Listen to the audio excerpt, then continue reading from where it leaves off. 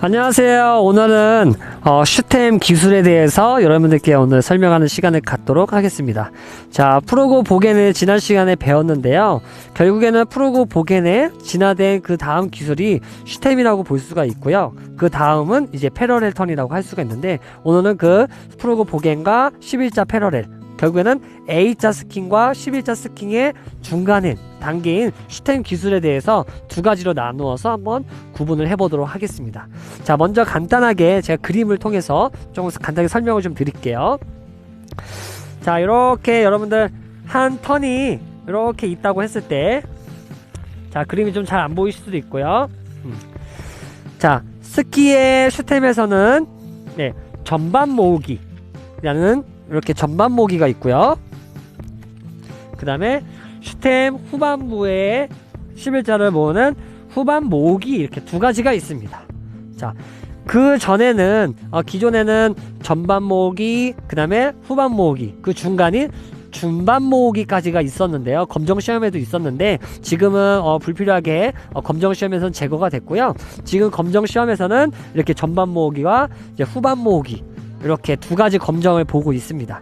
자, 먼저 슈템이라는 기술에 대해서 간단하게 한 줄로 정의를 하자면, A자에서 11자로 가기 위한 중간 트레이닝이라고 생각을 하시면 돼요. 그래서 슈템 이 기술을 스테턴이라고 사람들이 이렇게 표현을 하는 방법도 있고요. 그 이유는 A자와 11자가 계속 반복되는 그러한 동작을 하기 때문에 아무래도 스텝턴과 비슷하게끔 생각하실 수도 있어요. 근데 이거 어떻게 보면 또 틀린 게 아니죠, 그쵸? 그래서 오늘 이렇게 두 가지를 먼저 정리하기에 앞서서, 자, 기준을 좀 정확하게 나누셔야 돼요. 자, 그 기준은 먼저 전반 모으기부터 제가 기준을 한번 세워보도록 하겠습니다. 자, 전반 모으기의 기준은 어떠한 전제가 깔려 있어야 될까요? 어떤 전제가 있을까요? 자, 첫 번째 전제는 스키의 전반부에 11자로 전반 모으기를 할 때 11자가 만들어져 있는 상태여라는 전제가 깔려 있어야 됩니다. 그럼 결국에는 스키의 전반부에서 11자 모양이 만들어져 있는 상태죠. 그렇다면 후반부는요?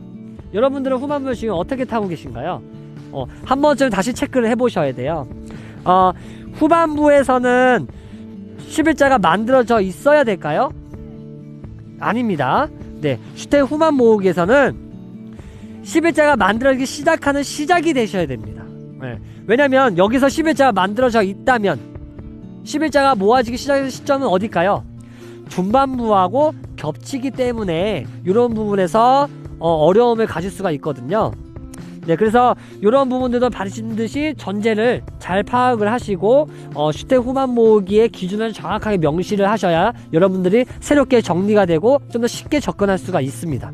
그래서 후반 모으기에서는 어떻게 해요? 후반부에 스키가 11자로 모아지기 시작하는 시작이라는 거, 요 전제를, 두 가지 전제를 가지고 스키를 타면서 한번 설명을 드리도록 하겠습니다. 자, 먼저 슈템 후반 모으기를 먼저 스킹을 한번 해보도록 하겠습니다. 여기서 중요한 거는요, 여러분들 보겐과 그 다음에 프로고 보겐과 슈템이 다른 기술이라고 생각하시면 절대 안 됩니다. 이 단계의 기술들은 연결이 되어 있기 때문에요. 예를 들어서 스탠다드 프로고 보겐에서 이제 슈템 후반부로 이어지는 거라고 생각을 하셔야 돼요. 그래서 그런 부분들을 반드시 잊어먹지 마시고요. 반드시 필요한 부분이에요. 자, 그러면은 후반 모으기를 한번 타보면서 설명을 드릴게요. 아까 말씀드린 것처럼, 지금 말씀드린 것처럼 프로고 보겐 스탠다드를 연계된 그 다음 기술이라고 생각을 하시면 돼요. 그래서 기초는 프로고 보겐 스탠다드가 시작이 됩니다. 자, 똑같이 업을 한 상태에서 떨어지고, 똑같이 체중 시어 다운 탑 앤 테일 컨트롤, 그리고 후반부에서는 다리가 모아지기 시작하는 이런 시점. 자, 요렇게 시점이 턴의 후반부가 11자로 모아지는 시작이 되셔야 된다는 거예요. 근데 여기서 요번에는 11자가 만들어진 상태, 잘못된 상태를 한번 타볼게요. 자, 똑같이 업을 해서 스키가 떨어지고, 자, 후반부에서 11자를 모아야 된다는 생각 때문에 이렇게 오류들이 많이 날 수가 있거든요. 왜냐면은 내가 스키를 조작하게 돼 있어요. 그래서 이런 부분들의 오류가 날 수 있으니까 후반 모으기 반드시 턴에 똑같이 스탠다드 보겐처럼 업을 해서 떨어진 상태로 턴에 하중을 가해서 탑 앤 테일 컨트롤러로 턴의 후반에서 스키가 어떻게 돼요? 산쪽 다리가 네, 아래쪽 계곡 쪽 다리로 천천히 테일 쪽이 이렇게 붙어지는 느낌으로 계속 진행을 하시면서 만드시면 되는 거거든요. 그러니까 어떻게 보면은 내가 정확하게 아래쪽 바깥쪽 다리, 계곡 쪽 다리라고 하거든요. 네, 이 아랫다리에 체중이 실려 있어야 네, 산쪽 다리가 쉽게 움직이면서 다가와서 붙을 수가 있어요. 11자로. 대신 이게 안쪽으로 이렇게 삼각다리처럼 기대어 있는 분들에게 어떻게 돼요? 다리가 움직일까요? 지금 다리의 힘이 이 위의 다리에 있기 때문에 절대 움직일 수가 없어요. 그래서 바깥 다리로 항상 체중이 실린 상태로 탑은 어떻게 돼요? A자 그대로 고정되어 있는 상태에서 어떻게 돼요? 테일만 천천히 붙여주는 느낌. 그래서 부추가 붙어지는 느낌으로 가시면 훨씬 더 깔끔하게 스키를 표현할 수가 있겠습니다. 슈테 후반부에서 A자가 다시 만들어질 시점은 스키가 체인지 되는 구간이에요. 그래서 어떻게 보면은 S자의 서로 가운데 구간, 뉴트럴 구간이라고 생각을 하시면 될 것 같아요. 그래서 한번 타면서 같이 설명을 드릴게요. 자, 똑같이 스탠다드 프로그 보긴과 같이 업을 한 상태에서 천천히 기다려서 바깥 다리에 체중이 실려서 턴 후반부부터 어떻게 돼요? 11자가 모아지기 시작을 해야 돼요. 산쪽 다리가 다시 A자 기다렸다가 천천히 체중이 앞으로 실린 상태에서 다리가 후반부에서 모아지기 시작하는 거. 자, 어떤 오류가 있냐면 업을 하고 나서 중반부부터 이렇게 모아서 가려고 하시면 안 된다는 거예요. 다시 업을 하고 나서 턴의 중반부부터 11자로 이렇게 모으려고 하시다 보면은 내가 결국에는 조작성을 나타내기 때문에 그런 부분들이 큰 감점 요인이 될 수가 있고요. 제가 처음에 시작하기 전에 말씀드린 것처럼 어떻게 돼요?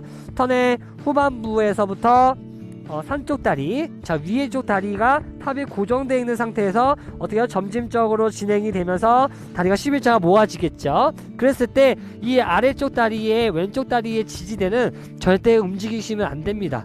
여기서 똑같이 같이 가운데로 모아지는 모습을 보였을 때도 어떻게 하나의 감점 요인이 될 수도 있고요. 이렇게 11자로 모아진 상태에서 내 턴에 끝이 나고 그 다음 턴을 시작하기 전에 어떻게 돼요? 업과 동시에 다시 체중을 이동을 시켜서 센터의 가운데를 중심을 갖고 H자를 다시 만들고 똑같이 프로그 보겐 스탠다드 프로그 보겐처럼 똑같이 업을 통해서 어떻게 해요? 중반부까지 그 똑같은 형태로 체중을 실어주게끔 이러한 모습을 만드는 게 가장 중요하거든요.